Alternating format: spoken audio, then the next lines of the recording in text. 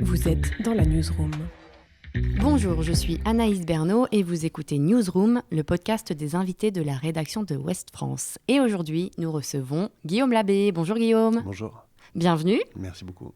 Et j'ai envie de dire bienvenue de nouveau, puisque il me semble que tu connais bien la Bretagne maintenant pour y avoir passé un petit peu de temps pour les tournages. Ouais, je connaissais pas du tout et j'ai eu la chance de tourner ici et je connais un petit peu. Un petit peu.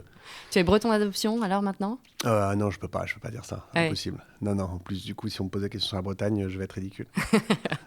Tu as passé combien de temps ? Donc c'était pour la série Anaon, qui va arriver sur France 2. C'était à l'été 2024, le tournage, si je me souviens bien. Pas de chance parce que c'était l'été où il a plu non-stop, je crois. Donc ça, c'est vraiment le truc des Bretons. À chaque fois qu'on y va, ils font « T'as pas de chance, il pleut jamais !» Et là, vraiment, cet été, je comprends pas. J'ai vraiment eu des trucs comme ça et je me suis dit « Mais vraiment, les Bretons, c'est magnifique !»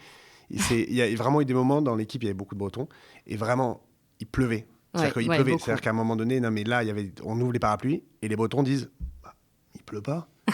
Et là, tu fais là, vraiment, je crois qu'il pleut. Moi, je sens la pluie, ça mouille. Et en fait, ils me disent vraiment, il y a des petites pluies. Oui. Ils ont décidé de considérer que c'était pas de la pluie. Donc, C'est en fait, vrai. je comprends complètement maintenant qu'ils sont hyper honnêtes quand ils disent qu'il pleut pas. Ils ont juste changé leur standard. C'est pas mal. C'est une belle leçon de vie. C'est vraiment vrai, bah d'acceptation et de positivisme. Eh oui, tu connais les différents dictons sur la pluie en Bretagne. Chez nous, Non. on dit qu'il ne pleut que sur les cons. Ah, ok, tu viens de me traiter de con. Pas mal, pas idiot. Non, c'est pour ça. Après, tu t'habitues et tu dis, mais non, il pleut pas. Tu vois, Mm. c'est pour ça. Moi, je suis à Bordeaux, alors quand il pleut, c'est Beaucoup aussi. énormément, par contre. Ouais. Ouais. Tu es originaire de Bordeaux ? Non, je suis parisien, mais j'ai bougé à Bordeaux il y a quelques années. Ouais. Donc, du coup, tu as passé. C'était combien de temps de tournage, Anaon ? 2 mois, 3 mois ? Ouais, je crois que c'est un peu plus de 2 mois. 2 mois Ouais. ici, à l'été 2024. Ouais. Et donc, c'était autour de Rennes ? T'étais basé quelque On part était en particulier ? moi, j'étais le premier mois, on était pas loin de Becherel. Mais on a toujours été. Le centre de gravité, c'était quand même Becherel. Et donc, moi, j'ai fait 1 mois vraiment en ermite dans une ferme à côté de Becherel, Ouais. seul avec mon chien, ce qui était pas mal du tout. Et après, il y a ma famille qui m'a rejoint. Et donc, du coup, je me suis dit, je vais pas leur imposer la campagne vraiment isolée. Et on a été à Saint-Suliac, En bord qui de est mer. hallucinant, Oui. au bord de la Rance, en Ouais. fait.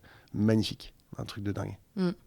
Et après, il y a eu les lieux de tournage. Moi, je me souviens, je suis passée sur le tournage. On va parler de la série après, de tout ce que ça raconte. Mais il y a un EHPAD dedans qui est un lieu important dans la série Ouais. et qui a été tourné donc, près de Rennes, à Saint-Méran-le-Grand, Ok. qui est un très bel endroit, une belle cour, un bel EHPAD, Ouais. etc. Je me souviens, c'était vraiment Ouais, super c'est très joli. beau. Globalement, tous les décors, franchement, la prod, les recherches de décors, et grâce aussi au réal David Oureg, à chaque fois, ils ont pris des décors qui étaient hyper signifiants. C'est-à-dire qu'il n'y a pas un moment où on allait tourner une scène dans un décor qui racontait rien, en fait. Et ça, c'est vraiment la force du projet, c'est que si tu fais une battue en forêt, tu peux le faire dans une forêt qui est un peu dégueu, tu peux faire une forêt qui est belle, et puis tu peux le faire dans une forêt qui est atypique. La forêt qu'on a eue, dont j'ai déjà oublié le nom. Dans le Finistère. Ouais. Dans le Finistère. La forêt où il y a ces énormes cailloux, là, où il y a je crois que c'est le mythe de Gargantua qui est venu ici, qui a acheté les cailloux et tout ça. Elle est folle, la forêt. Ouais. Et donc, du coup, les plans sont incroyables, ça raconte quelque chose. Ça, c'était génial d'avoir ces décors-là. Alors justement, Anaon, ça raconte plein de choses. C'est basé sur la mythologie bretonne. Que tu connaissais pas, j'imagine. Alors même nous, en tant que Bretons, c'est quand même basé sur un mythe qui est moins connu, celui ouais. du berger de la Ok, nuit. ouais. C'est une sorte de croque-mitaine, Ouais. on va dire, qui apparaît la nuit, qui vient voler les âmes des gens. Ouais. Et donc, il y a du fantastique dans cette série, mais il n'y a pas que ça. C'est aussi une série, et avant tout une série familiale. Toi, dedans, tu y joues un père veuf depuis peu, Ouais. qui est avec sa fille adolescente, Ouais. et qui va enquêter sur la disparition d'une jeune fille, et qui, en parallèle, va se retrouver confronté à des événements un petit peu surnaturels, justement, c'est ça ? Moi, je suis vraiment dans ce que vous dites, c'est qu'il y a vraiment ma fille. Ma femme, il y a une lignée de femmes, la mère de ma femme, qui était vraiment un peu justement dans ces légendes, dans le mystique, dans les énergies. Et moi, je suis très cartésien. Et ça a toujours été quelque chose qui me faisait sourire ou même qui me saoulait. Et moi, en fait, j'étais très. En étant cartésien, j'ai une lecture totalement différente. C'est-à-dire que ma femme, je voyais de la dépression. En fait, elle se connectait à des âmes, donc c'était autre chose. J'ai jamais cru à ça. Et donc, moi, toute mon aventure, c'est d'essayer de résoudre une enquête que je pense concrètes. Et ma fille, elle, avec ses amis, elle va enquêter sur quelque chose qui est de l'ordre du surnaturel et du mystique. Et c'est là la série, pour moi, est très intéressante, c'est que on peut vraiment le voir comme on décide de prendre le point de vue à l'image de ma fille, mais on peut le voir comme en fait la bataille d'un père et d'une fille face au deuil, en fait. C'est comment cette bête peut incarner le deuil. Et moi, je refuse de voir la souffrance, le deuil de ma fille. Je refuse qu'elle ait mal, en fait, qu'elle souffre comme ma souffrance que je nie. Et c'est ça qui m'a parlé, moi, de me dire qu'en voulant protéger souvent les gens qu'on aime, et beaucoup les enfants, on veut leur éviter une souffrance par laquelle il faut passer, en fait. Et on n'a pas confiance qu'ils peuvent la surpasser. Et donc, du coup, on les empêche d'avancer dans le chemin du deuil. Et c'est là où je trouve que la série, elle est géniale, parce que c'est du spectacle, parce que c'est surnaturel, ça peut parler à tout le monde. On n'est pas obligé de voir le message derrière, mais en même temps, il y a quelque chose de très fort. Je ne peux pas raconter la fin, évidemment, mais c'est vraiment ma fille qui va... C'est ce cheminement d'un père qui va ou pas accepter la douleur de sa fille et la sienne. C'est aussi une série de genre, c'est très rare, même en France. C'est assez osé, ça va un petit peu dans l'horreur, ça flirte avec les codes de l'horreur, en tout cas du genre, puisqu'il y a cette créature, le fameux berger de la nuit, qui est assez impressionnant. Moi, je me souviens, quand on était passé sur le tournage, on n'avait pas vu la créature, et je me souviens que tu m'avais dit que toi, au départ, à la lecture, ça t'avait fait un petit peu peur d'entendre parler de monstres comme ça, de comment ça allait être géré finalement. On est en France, donc on se dit, on va pas avoir un budget américain. Je sais pas s'il y avait l'IA qui était aussi développée qu'aujourd'hui dans la création, alors que c'était il y a seulement 2 ans, mais ça va tellement vite. Mais je me dis, en lisant, je fais, waouh, c'est génial, on voit le monstre, il est là en fait. C'est-à-dire que dans beaucoup de séries, on va l'imaginer, on va le faire exister par une ombre, par un bruit, par un son. Et là, on le voit, je me dis, c'est génial en tant que lecteur. Et après, je me dis, en jouant dedans, ça va pas être hyper kitsch. Genre, je me dis, donc j'appelle vraiment le réal, David, et je fais, franchement, c'est quoi le budget ? Est-ce que France Télé, ils vont aussi accepter un vrai monstre, quoi, d'aller aussi loin.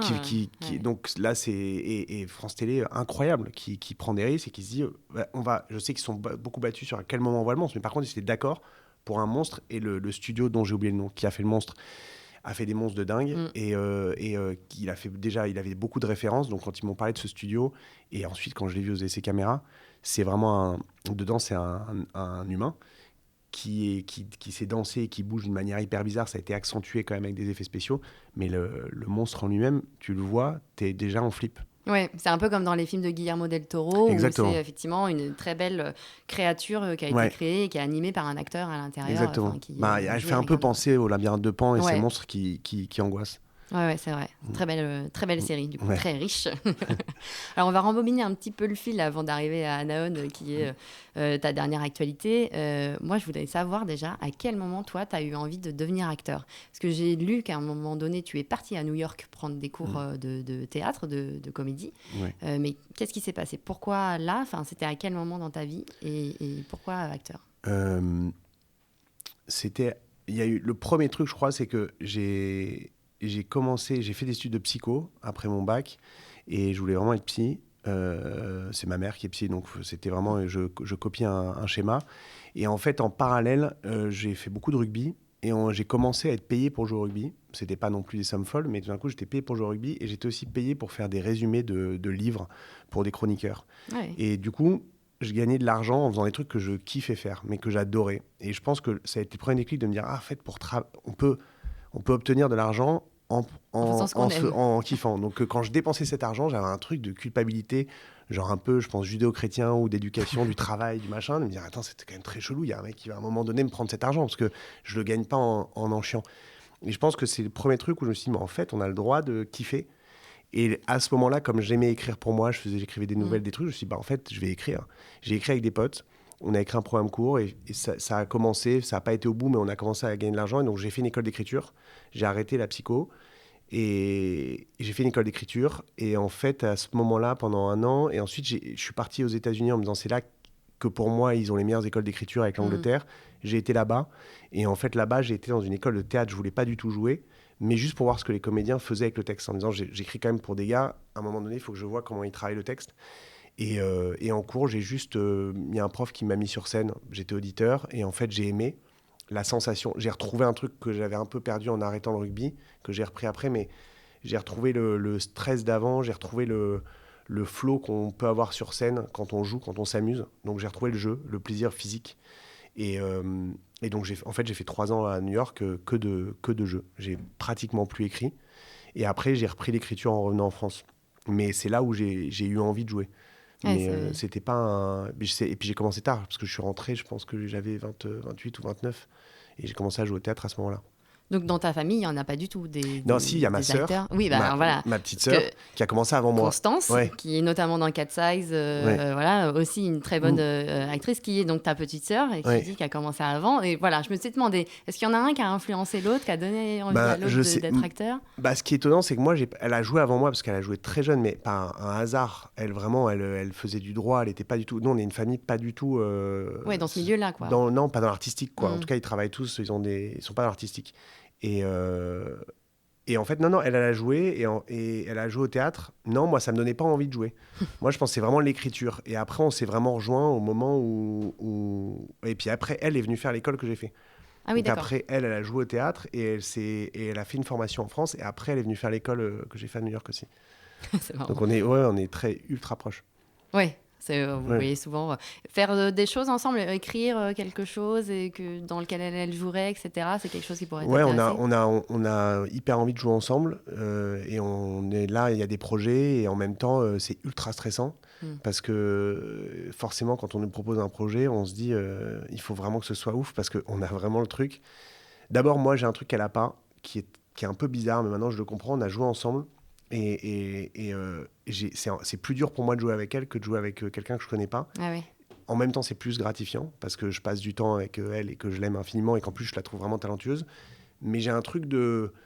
C'est encore plus impossible de faire le moindre fabrication. C'est-à-dire qu'il faut que je sois à 100% tout le temps parce que là, je la connais. Et donc, il y a d'autres choses qui se jouent. Donc, il y a une pudeur qui est un peu bizarre, mais de mon côté, elle l'a pas trop. Et puis on se dit, si on fait un projet et qu'il est pas bien, ça fera vraiment, les deux, ils se sont fait kiffer, mais en fait, laissez-nous tranquilles, faites vos films de famille et arrêtez de nous emmerder. Donc en fait... T'as une pression supplémentaire de en ouf, plus de ouf. Donc, là-dessus, quoi. ouais, exactement. Ouais. Ouais. Et sur l'écriture, j'ai lu que tu avais gagné un prix même sur l'écriture avec un téléfilm, je crois, Ouais.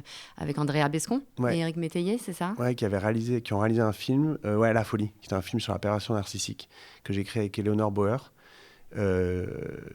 qui était, c'était génial. En vrai, c'était génial. Le film est dur, mais c'était, je crois que c'est la première fois en plus que j'écrivais quelque chose qui, où j'avais vraiment envie de partager ça. J'avais envie que les gens le voient. J'avais envie que les gens victimes de perversion narcissique comprennent des choses. Et c'est fou le retour. C'est la première fois que j'ai été autant touché par des retours. J'ai compris les gens qui s'engageaient artistiquement. Moi, en vrai, très égoïstement, moi, j'aime faire mon boulot parce que j'adore véhiculer des émotions et moi, vivre des émotions. Donc, c'est ultra égoïste comme démarche. Et là, vraiment, du coup, ça m'a donné envie de faire des choses engagées quand tu vois aussi, au-delà de ce que les gens ont vécu en regardant le truc, que ça les ait touchés. C'est très agréable. Tu travailles avec des gens qui sont intenses et engagés aussi. Tu as travaillé notamment pour TF1 pour Le Diplôme, la série de TF1 pardon, sur des adultes qui passent leur bac, qui ont tous des raisons particulières de passer leur bac. Là encore, tu joues un papa un peu torturé, comme souvent dernièrement. Ouais, c'est vrai. Effectivement, Éric Métayer, Andrea Bescon sont des gens qui vont assez loin dans les sujets, qui sont aussi très engagés. Comment tu choisis maintenant tes projets, tes nouveaux projets qui arrivent, et est-ce que tu as changé entre le début de ta carrière et maintenant? Ah ouais, grave. Bah après, déjà, il y a un truc très concret au début de la carrière, tu veux jouer. Donc en fait, qu'on te propose n'importe quoi, de toute façon, toi, tu as envie de jouer. Et comme tu es dépendant du travail des autres, t'es moins regardant au départ sur ce que... Donc, il y a un facteur, et d'ailleurs, c'est fou sur tous les comédiens, il y a un facteur au début, chance de sur quoi on t'appelle. Ouais. Où tu démarres, quoi. Exactement, où tu démarres. Et moi, au départ, en venant du théâtre, je choisissais que le texte, en me disant, est-ce que le personnage, est-ce que j'ai envie de travailler ce personnage? Est-ce que j'ai envie de vivre ce qu'il va vivre dans cette aventure? Moi, je suis vraiment sur les émotions et les ressentis, de me dire, est-ce que j'ai envie d'avoir ces émotions-là? Est-ce que j'ai envie de... et je regardais beaucoup moins le réal, la prod, le chef-op, le diffuseur. Et maintenant, le texte, il passe pas second, mais presque à des moments, alors que genre, je peux même pas dire ça parce qu'en vrai, le texte, il est central. Mais maintenant, un réalisateur, s'il a son équipe, son premier, son chef-op, s'il y a un producteur qui défend un vrai projet, c'est-à-dire qu'il ne le fait pas pour faire des ronds pour sa boîte de prod, pour l'année prochaine et tout ça, et que je sens, typiquement, là, le diplôme, c'est Fanny... impossible de prononcer son nom, Riedberger. Riedberger, il y a 16 consonnes. Je ne me risque pas non plus. Donc, mais Riedberger, mais qui a souvent des sujets qui la touchent vraiment profondément. Et du coup, quand il y a quelqu'un dans le projet qui défend quelque chose, il y avait Les Yeux grands fermés, qui était un film sur l'inceste. À la base, vraiment, je l'ai fait parce que l'autrice, elle a mis une note d'intention, elle voulait parler de ça, c'était important pour elle. Et quand il y a quelqu'un de très, très, très engagé, ça me donne envie d'y aller parce que juste, du coup, je me dis, on va vraiment faire le truc au mieux. Il n'y a personne qui va venir juste soit se faire des copains sur le tournage, parce que je ne suis pas en plus un fan des tournages, soit cachetonner. Parce que ça me fout au fond du seau. Tant que je n'ai pas besoin d'argent. Le jour où j'ai besoin d'argent, peut-être que j'irai faire des projets, parce qu'à un moment donné, c'est quand même un boulot cool et que j'ai envie de vivre. Mais pour l'instant, c'est surtout ça. Des gens passionnés qui ont envie de raconter un truc. Mais même si le fond ne m'intéresse pas, même si c'est que de la forme. Par exemple, le fond m'intéresse, mais dans Escort Boys, le fait de Ruben Alves...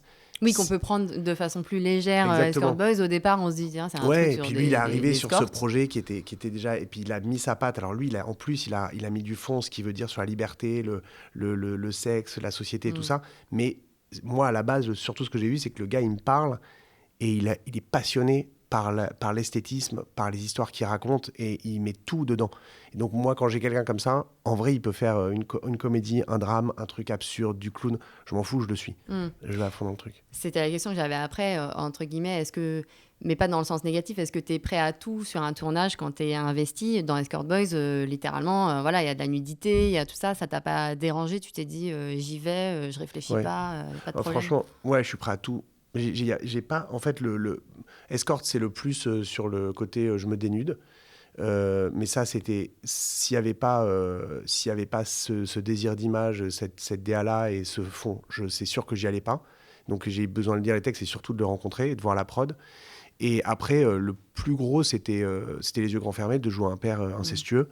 Parce que là, vraiment, j'ai fait 10 pages, j'ai fait, bon, je veux pas jouer ça, c'est pas possible. Mais là, c'est là où je me suis... C'est là où la première fois que je me suis dépassé. Parce que escort, à la limite, la nudité, bon... Là, c'était de me dire... En plus, comme je travaille d'une façon où je me dis, j'ai envie que je veux que le perso soit une partie de moi. Donc, je veux me dire comment moi, Guillaume, quand j'ai fait... j'avais fait un... J'ai oublié le titre du film, mais... un film où je joue un membre du GIGN qui est un tueur, un film de Fred Grivois, l'intervention. Il fallait que je trouve comment moi je pouvais prendre plaisir à tuer des gens, comment j'avais besoin de tuer des gens.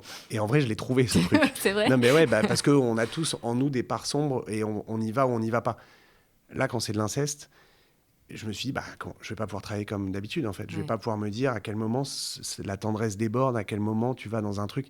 Donc là, le chemin, il était sinueux, quoi. C'était compliqué. Puis t'as pas envie, j'imagine, de trop ressembler à ce t'as pas envie d'y personnage. aller. Et puis quand tu commences à y aller et tu vois les trucs et tu dis, attends, c'est immonde, c'est vertigineux, ça fait peur. Donc, et je me suis dit, une fois que j'ai fait ça, je me dis, pour le coup, là, je suis prêt à tout faire. Ouais. Et pour le diplôme, je reviens sur ces histoires d'adultes qui passent le bac. Il me semble que toi, tu as une anecdote avec ton bac. C'était pas gagné que tu l'aies, je crois, au départ. Ouais, alors c'est une anecdote que beaucoup... Ah non, oui. C'est que je me suis vraiment dit... Non, mes profs pensaient pas que je l'aurais. Moi, j'étais pas si stressé, mais quand même... Oui, quand j'ai été voir les résultats, c'est vrai que je suis parti parce que comme je me suis pas vu sur la liste au début, j'ai regardé les rattrapages. T'étais sûr d'être un rattrapage? Je me suis dit, je vais être rattrapage, quoi, a priori. Et en fait, je me suis regardé. Ensuite, dans les admis, je me suis pas vu. Donc, je suis parti, quoi. Et c'est un pote qui est venu me voir en me disant, non, t'as une mention assez bien. J'ai vraiment cru. Je me suis dit, il y a une faute de frappe, il y a un problème de truc. Mais je partais pour dire, merde, j'ai même pas le rattrapage. Donc, gros coup de chance. Donc, les études, tu partais pas. Pourtant, c'est bizarre, parce qu'après, t'as voulu faire psycho. Donc, non, en vrai, ça allait. C'est juste que j'étais pas... en plus, c'était pas... J'ai pas un mauvais souvenir, moi, du lycée, collège. Je m'éclatais pas mal. Et ça allait. Je passais, ça allait. Et puis la psycho, en vrai, non, ça allait. Mais j'avais pas trouvé le truc qui me passionnait de fou. Mais j'ai jamais eu peur j'ai jamais vraiment eu peur du travail, en fait. Parce que même dans le sport, il y a quand même beaucoup de travail qui est très, très chiant. Le rugby demande beaucoup aussi de trucs comme la musculation, comme l'athlétisme, comme des trucs qui sont rébarbatifs. Ça m'a jamais ça m'a jamais trop emmerdé de faire ça quand il y a un résultat qui arrive. Et tu t'es jamais dit, le rugby, je vais en faire un truc professionnel?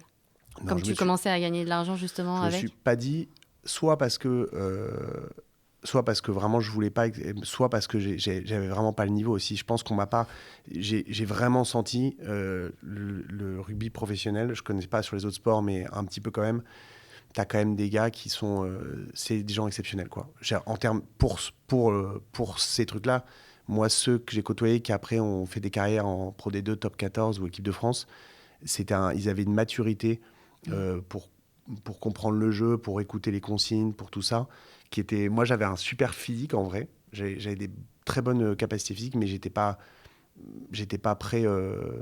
J'étais pas prêt. Mon cerveau, en vrai, n'était pas prêt à ça. Et dans ta carrière d'acteur, est-ce qu'il y a eu des moments un peu charnières? On parlait évidemment tout à l'heure de la façon dont toi, tu as évolué et tu as changé ta façon d'appréhender les rôles. Mais je pense qu'on t'a connu dans le Plan-Cœur, enfin le grand public t'a connu dans Plan-Cœur sur Netflix. Donc ça, c'est un moment charnière. Et après, est-ce qu'il y en a eu d'autres? Il y a des moments, des séries, des œuvres où tu t'es dit « Ah là, je sens qu'il s'est passé quelque chose ». Je me suis dit beaucoup... Ah là, ça va tout changer, putain, Ah ça va être le game changer. vrai. Ah ouais, mais c'est un truc de fou. Et en parlant maintenant aux comédiens, c'est fou parce qu'on a vraiment tous ce truc ou auteur réel en disant, ouais, ce projet-là, à mon avis, c'est... Ah ouais. Et t'y crois à chaque... Ça fait jamais ça. En fait, il y a une construction. En tout cas, il y a des... C'est marrant parce que j'en parlais avec mon agent. Il y a des... Parfois, ça le fait. C'est-à-dire qu'il y a, par exemple, Alice Belaïdi. Alice, elle a eu ce rôle dans Radio Star. Elle a une scène où le bord de la piscine, elle pète un câble. Ça la fait passer dans une autre dimension. Tout d'un coup, c'est un... Et là, c'est fou. C'est un rôle qui n'est pas un grand rôle dans un film. Elle est extraordinaire. Et d'un coup... Et donc, il y a des histoires comme ça. Mais la grande majorité des histoires, c'est que tu construis petit à petit. Et d'ailleurs, il peut ne jamais y avoir un truc qui fait exploser le truc. Ou alors, il peut... Donc, non, j'ai pas senti... Après, c'est sûr que Netflix a un gros impact parce que c'est... Surtout que Plan-Cœur a beaucoup marché. C'était la première série française avec Marseille. Et puis, je te promets, je pense sur TF1, là, j'ai senti un truc, ça, c'est assez marrant. Tu sens la différence dans la France.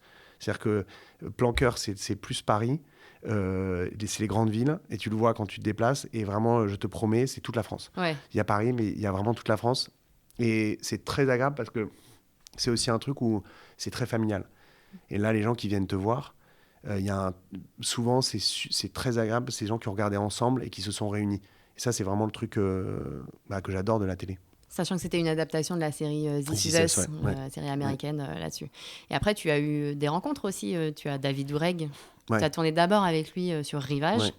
Et c'est sur Rivage que vous avez parlé de Anaon Non, Rivage... Pour le coup, Rivage, en plus, c'est un projet où j'arrivais à Bordeaux et je me disais, j'avais pas spécialement envie de partir tourner. J'étais un peu... Et Rivage, je me dis oui, bon, le rôle, il est sympa. Alors, il y a des scènes incroyables avec mon fils. Il y a des scènes quand même assez incroyables, mais franchement, je suis pas à fond pour faire le rôle. Et c'est mon agent qui me dit, appelle David Oureg. Je pense que tu vas aimer vous allez vous entendre. Ouais. Et vraiment, je l'ai appelé.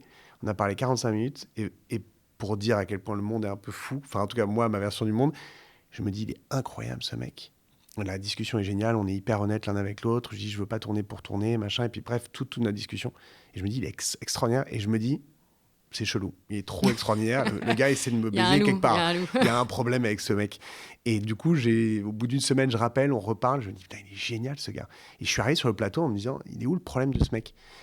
Et il est extraordinaire, c'est-à-dire que j'ai fait tout Rivage, et j'ai rarement vu...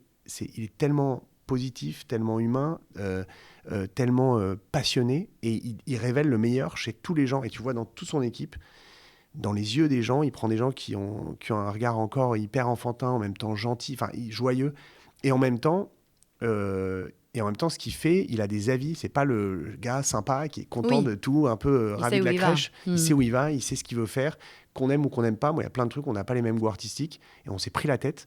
Et c'est pas grave, quoi. C'est-à-dire qu'il a vraiment des visions. Et non, le projet d'Anaon, il m'en a parlé. J'étais en train de tourner super mal, d'ailleurs, sur Netflix. Et je me souviens du moment où je tourne, il m'appelle, alors que ça faisait des mois qu'on avait fini Rivage, pour me proposer. Et j'ai pleuré instantanément. J'avais même rien lu. Et de l'histoire, du pitch? Non, pleurer de lui qui me rappelle. Okay. En me disant, je veux qu'on travaille plus ensemble, qu'on continue de créer ensemble. Et vraiment, ça m'a mis le bonheur de retrouver quelqu'un avec qui j'ai envie de continuer de créer, quoi. Et ça, en avançant la carrière, c'est quand vous me demandez les choix, des gens avec qui tu as envie de continuer d'avancer, de créer, de te mettre en danger. Le mot, il est fort, mais sortir de ta zone de confort, c'est rare. Et toi, de créer, il y a l'écriture, mais ça te plairait de passer de l'autre côté, écriture, réalisation, d'arrêter un petit peu, enfin, ou en tout cas de réduire la partie acting et de passer de l'autre côté? Ouais. Après, c'est dur. J'adore jouer, donc j'ai des moments où quand j'arrête, là, j'ai fini fin juillet, et là, il n'y a rien qui m'a donné envie, ou il n'y a rien qui se profile, ou alors c'est dans plusieurs mois, et en fait, ça me manque de ouf, parce que j'ai envie des émotions, quoi. Donc ça, c'est... Donc, mais c'est vrai que ce temps-là, j'écris, et que je sens quand même avec le temps que juste comédien, ça paraît fou de dire juste comédien parce que c'est déjà un boulot énorme, mais comme j'aime écrire et raconter des histoires, et que je commence à avoir envie de diriger, je commence à vouloir donner un peu plus, de dépasser un peu ma fonction. On nous permet de la dépasser en comédien, donc c'est cool. Mais du coup, quand on n'est que comédien, je trouve que je la dépasse mal parce que tu vois pas l'entièreté du projet. Ouais. Et donc, tu as tendance à... T'as pas la main dessus non plus. T'as pas la main. Et donc, mais c'est surtout que du coup, tu vas tirer d'une mauvaise façon parfois parce que tu penses qu'à ton personnage, ton machin, et t'as pas le truc global. Donc, ouais, je commence à avoir envie, mais j'ai hyper peur. En vrai, je suis un flippé de... Moi, j'ai toujours étudié pour l'écriture, ensuite le jeu. J'ai l'impression qu'il faudrait que je fasse mon école de réal avant de commencer à faire un truc. C'est scolaire là-dessus. Ouais, j'arrive pas à me lancer. Alors on me dit que c'est possible avec des super chefs-op, premiers assistants, et j'ai un peu du mal. Mais tu as quand même des idées, des idées d'histoire. Ouais, je développe une série et je développe un long métrage. Ah oui. Alors je sais pas si c'est en cours dans mon cerveau de me dire potentiellement de réaliser. C'est déjà la première fois que j'écris quelque chose en me disant tiens, j'ai envie de j'aimerais jouer dedans, parce que j'ai toujours écrit, que ce soit au théâtre ou les films pour d'autres, et là je commence à accepter ça. Mais ouais, non, je suis en train de développer des projets. Ok, ouais. Pas mal. Ouais, c'est cool. Ouais. C'est agréable. Du coup, qu'est-ce qu'on peut te souhaiter pour la suite, que ce soit personnellement ou professionnellement? Qu'est-ce que toi tu te souhaites pour la suite? Ce que je me souhaite, de réussir à continuer de voir le positif dans la vie. Et de foncer, d'y aller. Ouais. D'être optimiste. Bon, on espère. C'est pas facile en ce moment, mais, ouais. mais on l'espère. Ouais. Merci Guillaume en tout cas. De rien. Merci.